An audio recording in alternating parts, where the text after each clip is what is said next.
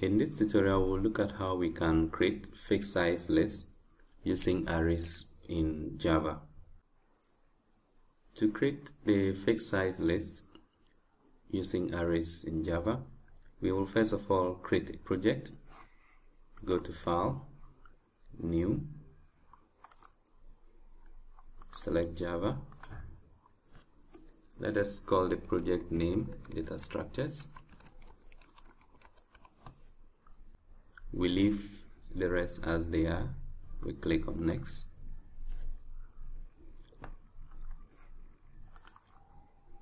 We click on Finish. So we allow it to open the Java perspective. First of all, we'll create a new Java class. For the package name, let us call it List. For the name of the class, let us call it Test List.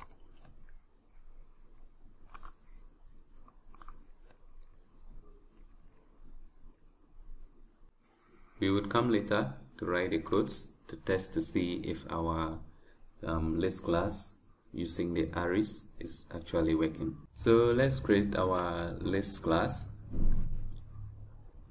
Give it a name, fixed size list. So this is where our methods for creating the list will be written. Let me increase the size. So what we need to do now is to write our codes for creating our array-based list. So the first thing we would need to do is to use the generic E so that our array-based list will be able to create lists of string, lists of integers, lists of doubles, and what have you. So the first thing we need to do is to create a generic array that we would be able to use to store the content of our list.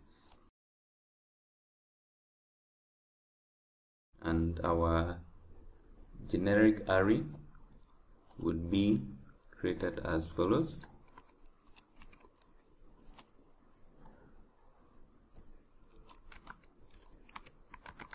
We are giving it the name data. So let us understand that the E is a generic type in Java for element. So this will ensure that we would be able to create a list of integers, a list of string, a list of booleans from the same fixed size list class. The next thing we need to do is to declare the default capacity of the fixed size list. We are going to create constructors that the user will use in creating the fixed size list. If the user decides not to specify the size of the list, this is the default capacity of the list that will be created.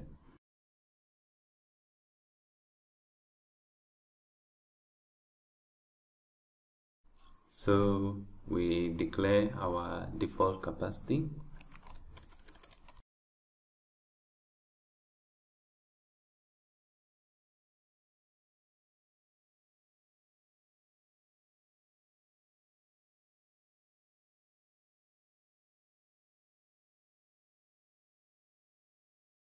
So by default, the size of the array will be 7 if the user creates the list using the default constructor.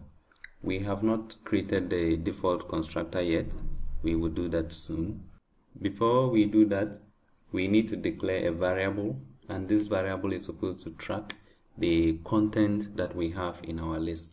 As the user adds more elements or removes elements, we want the size to be updated. So we need to declare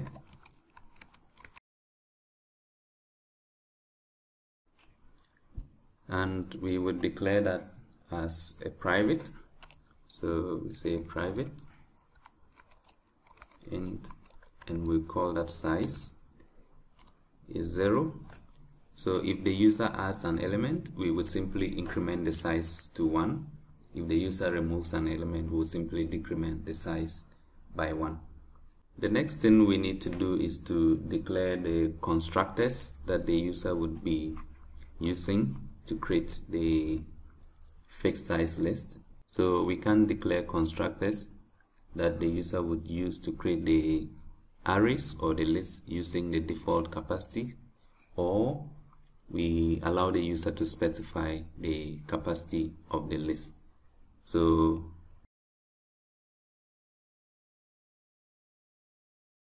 we are going to declare one that will use the default capacity,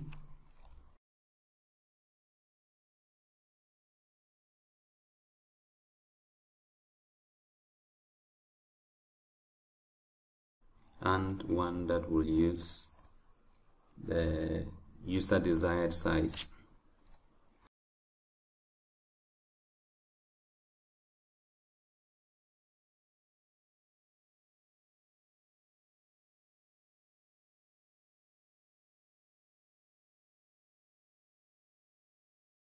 So we'll start with the default capacity, and we would create our constructor as follows. We are going to say public, then the name of our class, so it's fixed size,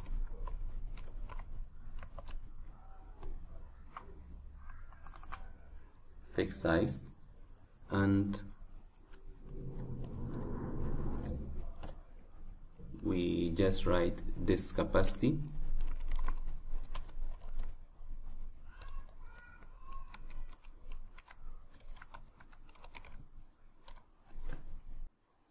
So now we can create the constructor that the user would enter the desired size.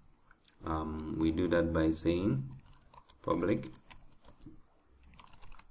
fixed size,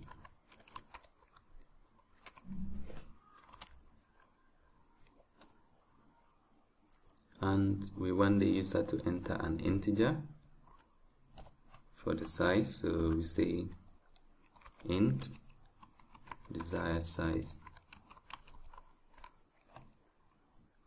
Now we see the error which was here previously has disappeared. That's because we had not created this constructor.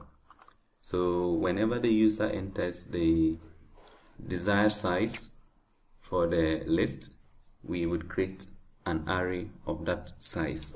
So we say data is equals to new object with the desired size. But we need to cast it as the generic type we are using. So we are using generic type for the data, so we need to cast it here to take the error off. So we say E, and the error will be gone. So with these two constructors, the user will be able to either create a list with the default capacity of 7, or the user will create a list with the desired capacity. So assuming the user creates the list with the default capacity that is of size 7, that means we would have something like this. So from index 0 to index 6. So we need to ensure that when the user is trying to add something to a particular index, that index is within the range of 0 to the capacity that the user is using. So for example, if the user tries to add something at index 7, this is out of bounds. It is not within the index of our array. So we need to write a method that will always check to see the index we want to reference. Is it within the legal limits of the array or the list size we have created? So we need to write a method or create a method that we would be able to use to check if the index we want to reference is within the legal limits of the list we have created, before we would now see if we can perform any operation at that particular index. So we need to create a method to check if the index I is within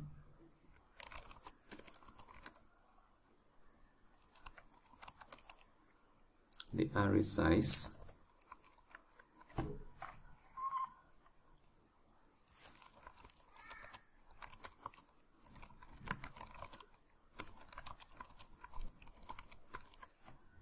So how do we create that method? The method is going to be created as a void. We don't expect it to return anything. So we'll create our method as follows: public void check index, and we are going to take two indexes. The first index is what we want to reference, int I. The next index is the size of our array. Let us just refer to it as n. So what we are supposed to do is just use a simple if statement. If the index I is less than the index of our array, if the index I is less than 0, or it is more than 6 in this case, assuming we are using the default capacity of 7, we are looking at 0 and 6. So if the index is less than 0, we want it to say this is an illegal index. If it is more than 6, we want it to say it is an illegal index. So what we need to write is a simple if statement by saying if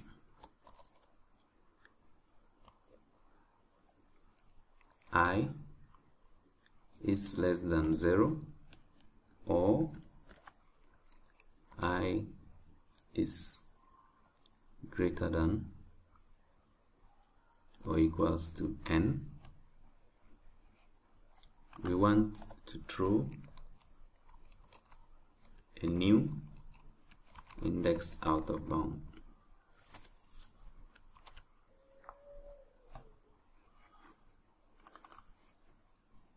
And we want the statement to be legal index.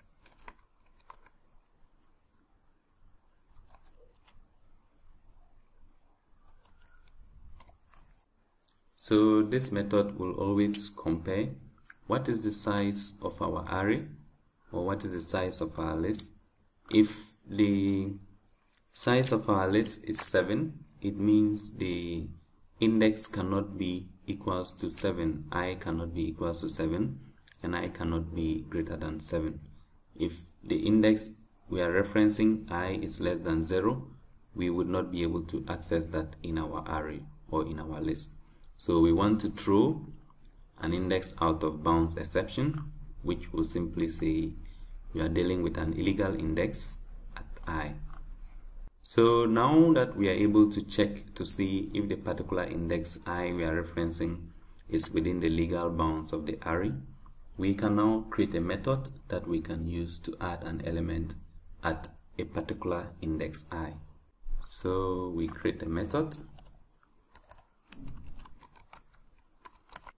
So we will create our method as follows.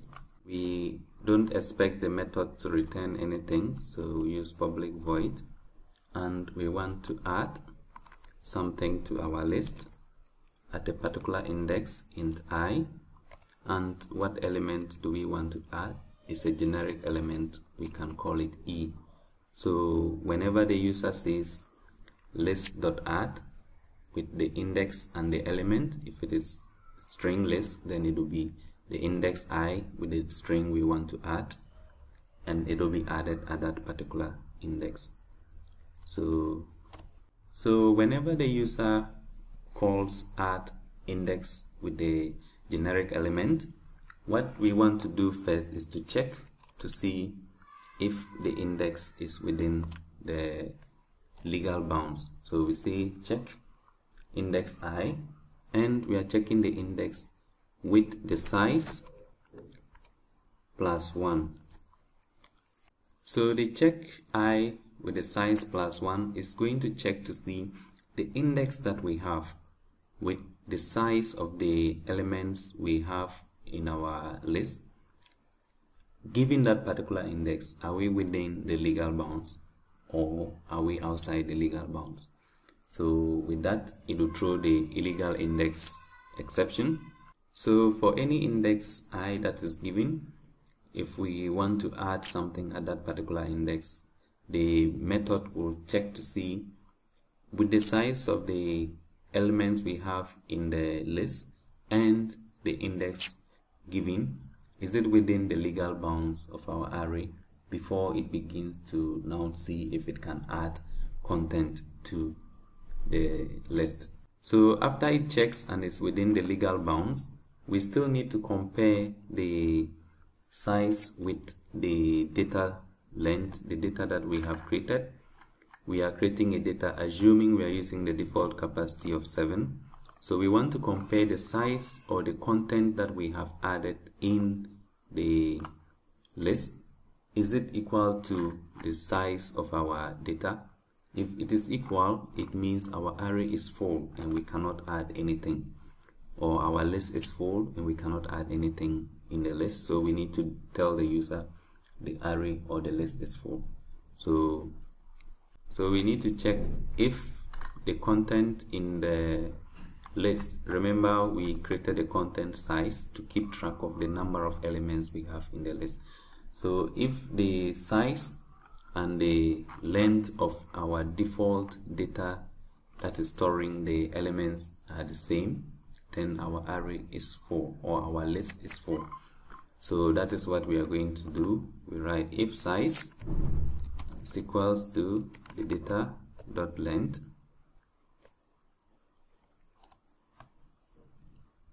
then we want it to throw a new illegal state exception, and the exception will be list is full. If the list is not full, then it means we can add content at that particular index. But remember in class we learned that if we want to add a particular content at an index, we may need to move the elements back or forward. So for example, if we want to add content at index I and there is already an element in that index, it means we need to go to the end of the list and move one at a time until we have a space in there where we would be able to now add our element. And the same thing will happen if we want to remove.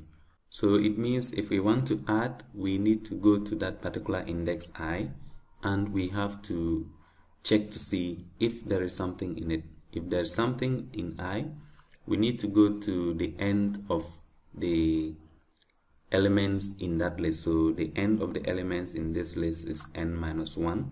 So from n-1 to I, we need to move one element at a time forward till there is space at index I, and we would now be able to add the element we want to add at index I. So we need to use a for loop to move one element at a time until there is space to enable us add. Similarly, if we want to remove and we remove, it means there would be an empty space. We cannot have spaces in our list, so we need to move them backwards to fill the empty space. So let's see how we would be able to write that. So if the list is not full, we want to loop through the list. So we write a for loop for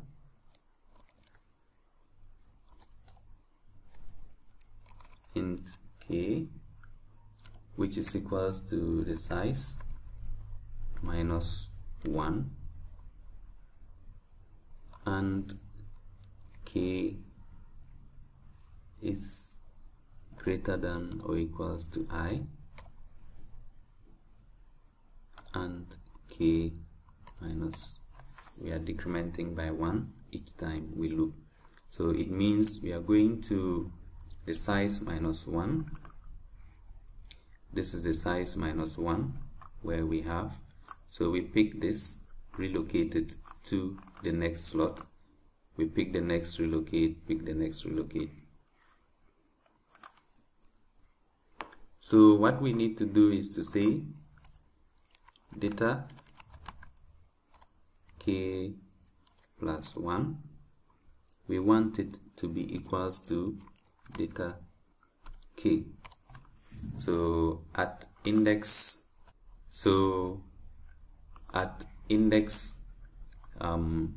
size minus 1, we go to the next index, which is the data k plus 1. We say the content in data k plus 1 is now equals to the content in data k. So we are simply relocating the content here to the next index.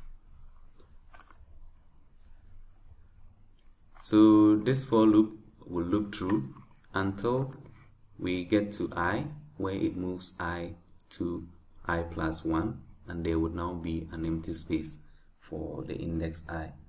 So once there is an empty space, what we need to do is to say the data at I is now equals to our element we want to add. And in this case, the element we want to add is E.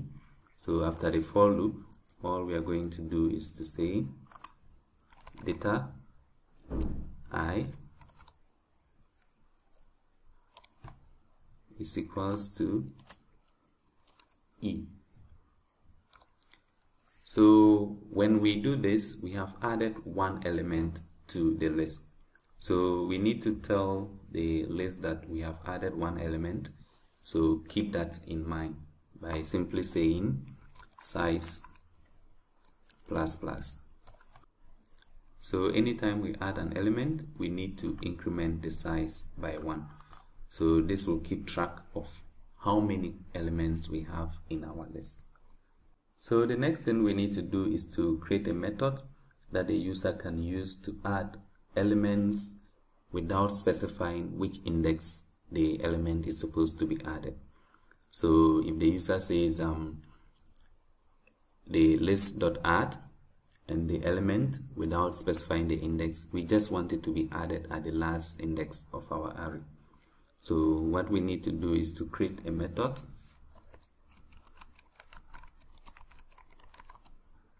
So what we need to do is to create our void method. So public void add, and in this case we are just adding a generic element E without specifying the index. So whenever the user says add without the index, we want to get the content we have in our list, and the content we have in our list is size. So we get that content as an integer, and we simply call this method add int I. So we simply say add, and we specify the index as I and the element as E. So this will simply call the method add at index I with the element E, and it will again check to see if it is within the size or within the legal limits of the list. If it is, it compares to see if the size and the data length are the same.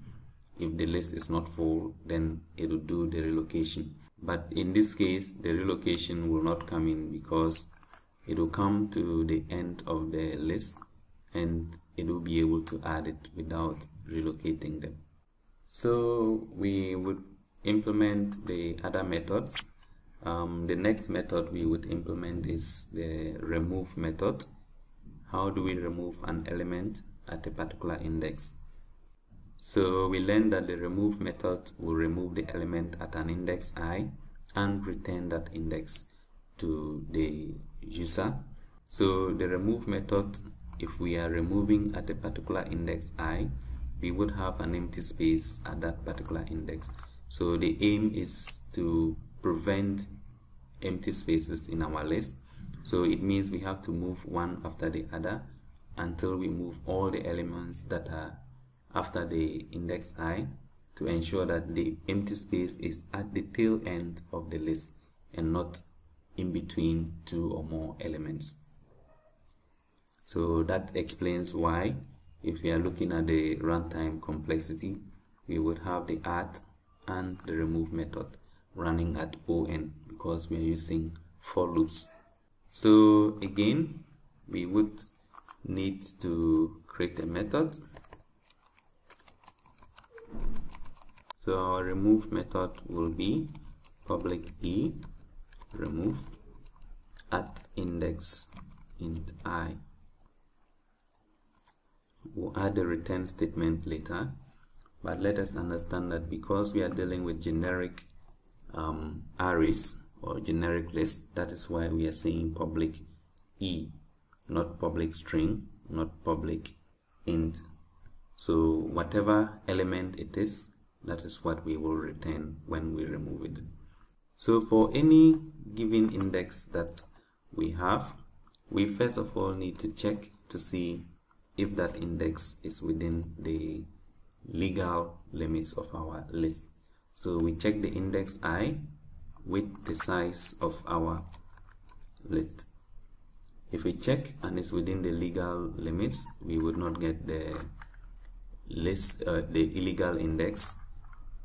If it doesn't throw the illegal index, then we can go ahead to do the removal. So before we remove, we need to create a generic type e as a temporary. So we are creating a temporary variable of the type generic e, and we say this should be equals to data at that particular index. So this line is simply saying go to the array that we have or the list that we have, get the content at that index and store it as temporary. This is what will be returned, and that is what we will take away. So once we have stored this one, it means we can look through and replace them. So again, it is going to be something like this. We've come to the index I. What element is here? We will store it as temporary. Once we've stored it as temporary, we can override the content at index I with the content at index I plus 1.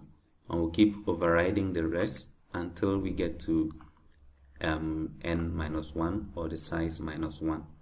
After we've moved the content from n minus 1 to n, which is at this index, we can simply replace the content here with null. So what we need to do is to use a for loop. So we say for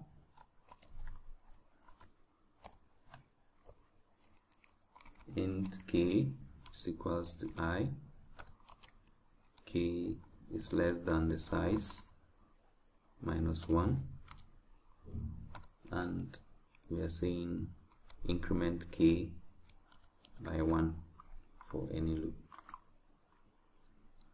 Whilst we are looping, we want to say the data at index k should be equals to the data at index k plus 1. We are simply overriding the content at each index. So we've referenced the content here as temporary. We've taken it as temporary. Now it means we can take the content at I plus 1 and overwrite the content at I. We can do the same until we get to the size minus 1 or the last element in the list. So when the for loop is done, what we simply need to do is to say the data size minus 1 should be null. So it means that we are done with the looping. If we don't replace size minus 1 with null, we would get the value at n minus 1 being the same as the value at n.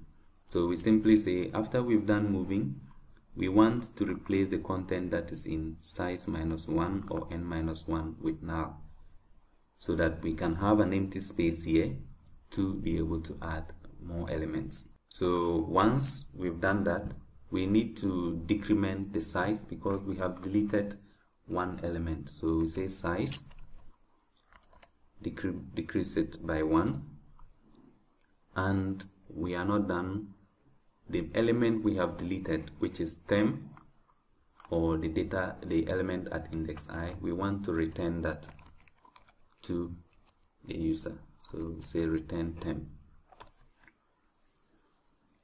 and our error is gone now. So when we go to our list methods, we need to write methods that we can use to determine the size of the list. We need to write a method to check if it is empty, and we need to write a method that will be able to return for us an element at a particular index. So the first one we'll look at is a method that we can use to return the size of our list, or the elements we have in our list, or the number of elements we have in our list.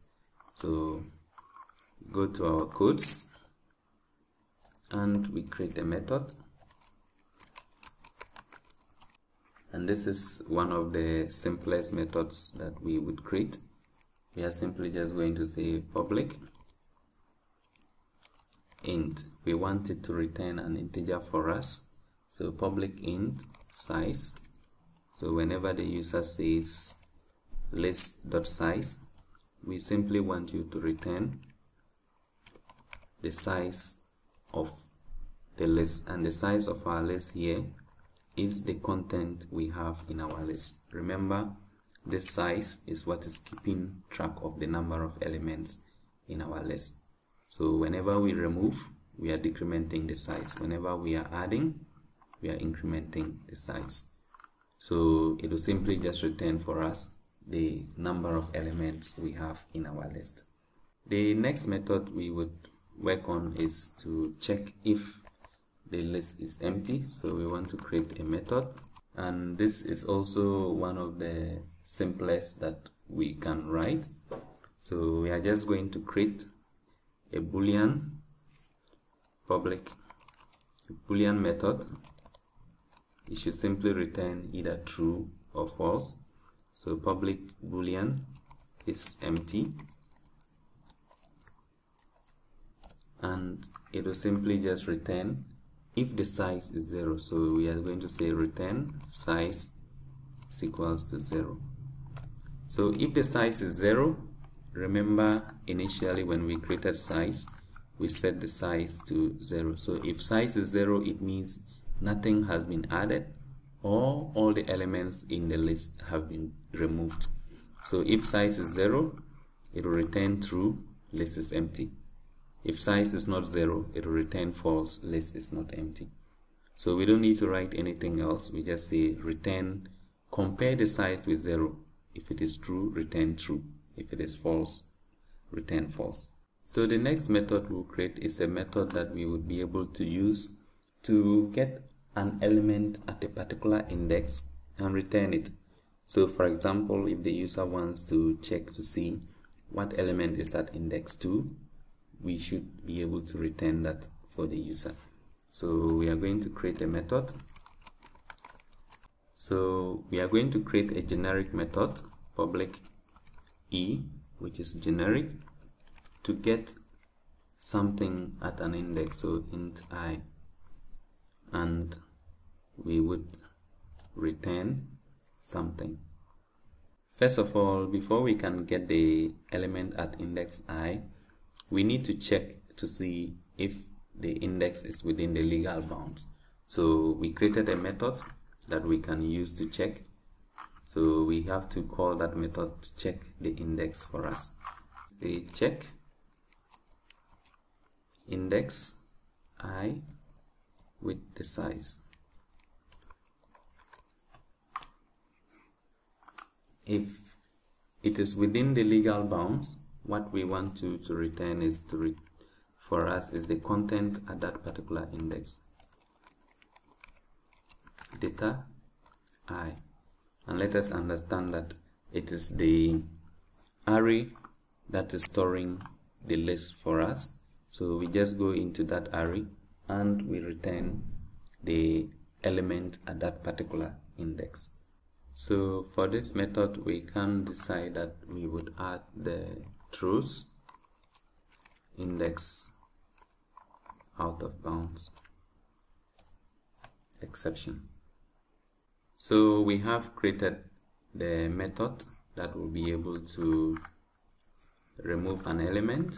We have created a method to return the size, to check if the list is empty, to return an element at a particular index. We need to create a method that we can use to set an element at a particular index. So in this case, we want to replace an element at index I. So how do we do that? We go back to our codes and we create a method that we would be able to use. So we want a method that we can use to replace an element at a particular index and return the replaced element. So we are going to create our method as a generic method of the type E. So public E, and we are saying set. You can use replace if you want. So at an index I, we want to replace the element with what? A generic type of element called E, and we would write our codes. So we would add a return statement later, but before we would be able to replace that element, again we need to check to see if that index I is within the legal bounds of the array. So I'm just going to copy this one and paste it here. We are checking the size to see if it is within the legal bounds. If it is, what do we want to do? We would create a generic type called temporary E temp, and that will be to go and get the element at the particular index, and the array that is storing the element is called data. So data I, we get the element there, assign it to temporary, and we simply say replace the content at data I with the element, the generic element we are replacing it with, which is E in this case. So generic element E will override the content at data I. Now we can return our generic variable temp. So again, we can add the throws index out of bounds. So I will just copy this one and paste it here. So when we go back to our list methods, I think we are done with all of them. However, we are going to complicate our codes. Assuming in your list you want to find out if an element is within the list. So we need to create a method that we would be able to check if the list contains a particular element. So that is the last thing we'll do, and the students will do the rest as assignments. So we want to create a method. So we are simply going to create a boolean method. So we say public boolean. We want it to return either true or false. If it searches through the list and the element is in there, return true. If the element is not in there, return false. So public boolean, we want to check if it contains an object. So we are using an object, and the object is called item. So this is what we are searching for in the list. If it contains it, then we return true, it is in the list. If it doesn't, we return false, it is not in the list. So all we need to do is to use a for loop to check in the list. Pick each element at each index, compare that element with the item that we have. If they are the same, we simply return true, is in the list. If we don't find that element, what we need to do is to return false. There is no element like that in the list. So we use a for loop. For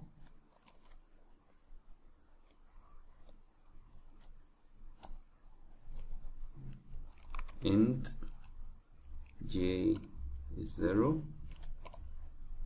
we loop till the size of the content in the list, and for each loop we are incrementing by 1. So as we loop, we are going to use the get method we wrote. We will try to get the element at that index. If we get it, we compare that element with the item or the object item. If they are the same, we return true. So whilst it is looping, if let me add the brackets, if get the element at index j dot equals the object called item, it means we have found the object called item in the list. We simply return true. If it is not in there, we are simply going to return false. So we go out of our for loop and we return false.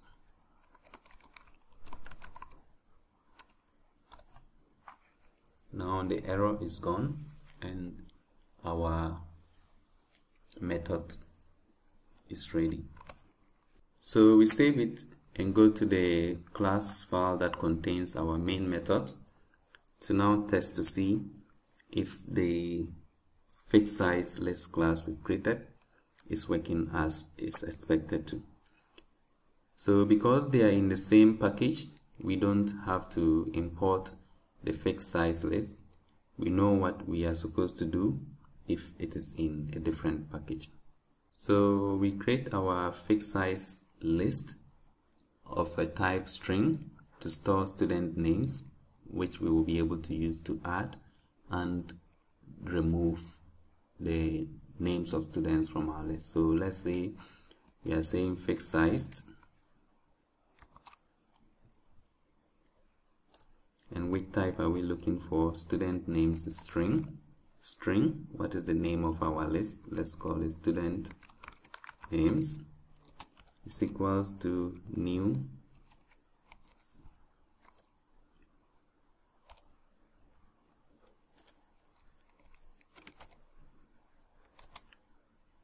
fixed size list, and it will create it for us. So this by default will create a list of fixed size and is going to create it using the default capacity that we have, which is 7. So we would have the capacity of taking 7 items in our list. So we can go to our list and add some things to it. So we say student names dot add.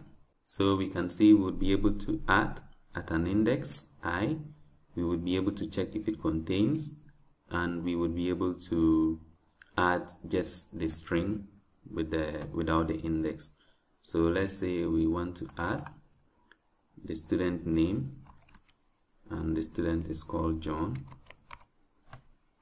and we say we want to add. So I'll copy this and paste. So here let us say we want to add Peter,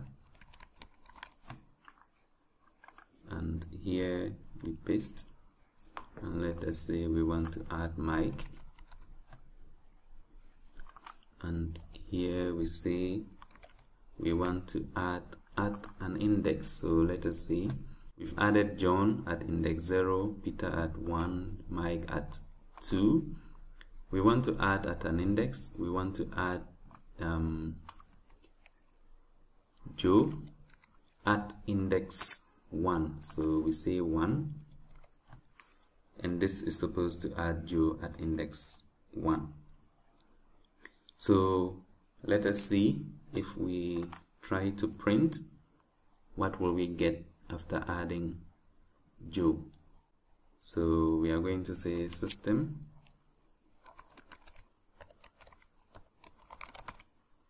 and we want to find student names dot size. What is going to be the size of the student names after adding John, after adding Peter, after adding Mike, and after adding Joe? So let us run it and see what we get. So we can see after we added John, the first printout is for John, saying the size of the student names is 1. After Peter we have 2. After Mike we have 3. And after we added Joe we have 4. So let us say we want to return to see if Joe is actually added at index 1. So we say it should print out student names dot get at index 1, whether it will return Joe for us. So when we run it, we see that Joe is actually at index 1. So what happens if we want to remove at a particular index? So let us say we student names dot remove at index 2. So at index 2 we are looking at removing Mike from the list. After removing Mike from the list, let us see what the size of our list will be after the removal. And after removal, we can try to see if the content at index 2, what it will be. So let's say remove, and we run. You see it's now saying after the removal, we now have the size coming to 3 instead of 4. So let us see if we decide that we want to add at an index which is out of the limits of our array or of our list. So we say student names dot add, and we are using the index to add. Let's say index 8, and we want to add Evelyn. When we run, it should give us an error. It is saying, so we see illegal index at 8. So when it tried to add, it called the method add. Let us look for it. Add at index. This is the method it called, and the method add at index will check to see if the index is valid, and the check will return for us illegal index at I. We can change the index from 8 to -1. We would get again illegal index at -1. Let us see if we change the index to, at the moment we have 3 items in the list. So let us say we want to add an element at index 5. If we run it, what will we get? We would get an illegal index, and that is because there is a gap, or there are gaps between index 3 and 5, or between index 2 and 5. So after adding John, Peter, Mike, Joe, and removing index 2, now we have John, Peter, and Joe. in our list. So let's look at what is happening. So we have something like this: John, we have Peter, and we have in the second index Joe. Now add at index 5. We are trying to add Evelyn, means we want to add the content at index 5.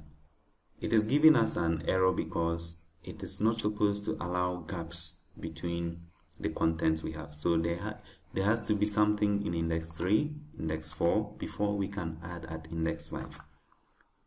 So that is why we are getting the illegal index at 5. If however we change from 5 to say 3, we should not get an illegal index. It will add it for us, because now we are looking at, we've added Joe and we are now adding Evelyn here. So let us see if our contains method works. So we are simply saying system.out.println student names dot contains, and we are searching for Joe. Do we have Joe in our list? So it returns for us true, there is Joe in our list. Let us see if we would be able to get something that is not in our list. So let us call this person me. When we run it, true for Joe, false for Ni, because we have not inserted anyone called Ni in our list. So you can test the rest of the methods to see if they work. However, we have the following assignments for the students. So the first assignment is to create a method. Okay, let me put it in the file that contains our methods. So after creating all these methods, the students are supposed to create their own methods as assignment. So you create a method that will return all the indexes of an element. So for example, the list that we have created allows duplicates. So I can insert John any number of times. So we want to search through the list to see all the indexes that contain John. So you are just going to use the get methods, and anytime it gets it and it's the same as what we are searching for, so it's just a modification of the contains. So you get the index, you store it till you get to the end of the loop, and you print that out. So the next assignment will be to create a method. We'll print out content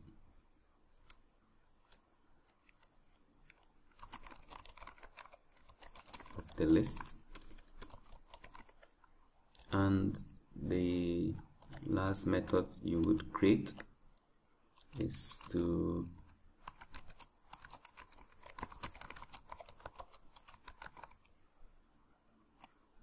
clear or delete all content in the list.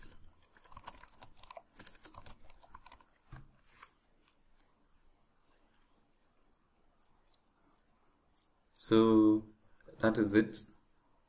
The next one we would implement is the dynamic size for the list, and again we would use the arrays.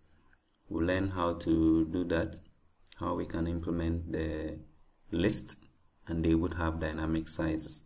So let me just see if our fixed size array if we keep adding, what will happen, whether we will get the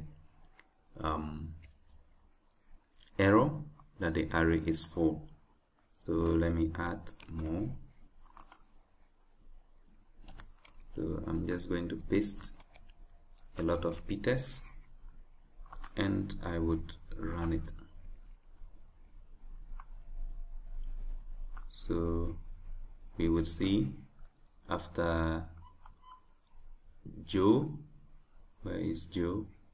So it's printing Joe, and it says the array size, the list size is 7, or the elements are 7. So after getting to the fixed capacity of 7 elements, it is saying our list is full. So that is it for this tutorial, and as I said, the next one we would learn how we can implement the dynamic size of a list using arrays.